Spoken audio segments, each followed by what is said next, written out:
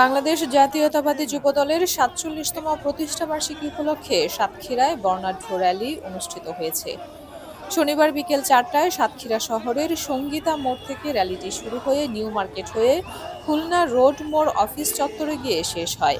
এ সময় র্যালিতে নেতৃত্ব দেন সাতক্ষীরা জেলা যুবদলের সাবেক প্রধান সমন্বয়ক আইনুল ইসলাম নান্টা।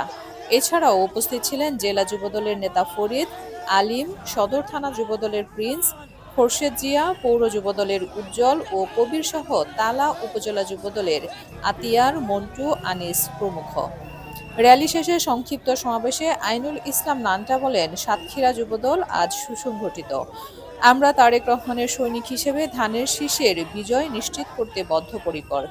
র্যালিতে যুবদলের বিভিন্ন ইউনিটের নেতাকর্মীরা ব্যানার, ফেস্টুন ও স্লোগান নিয়ে অংশ নেন। পুরো শহর জুড়ে উৎসবমুখর পরিবেশ বিরাজ করে।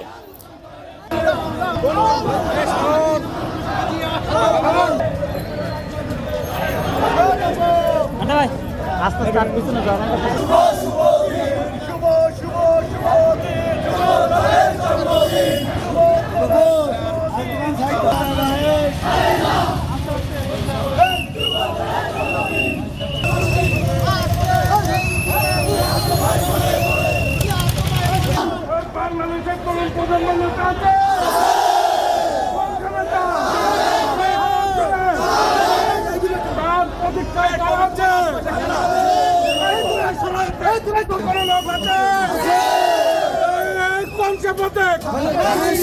আরো জোরে ২৬ সালে নির্বাচনের কোন প্রতীক আছে?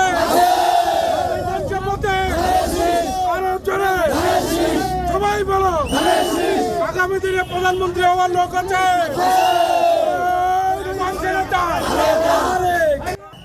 আবু জাফরের তথ্যচিত্রে জিন্নাতুন নাহার, চ্যানেল 21, সাতক্ষীরা।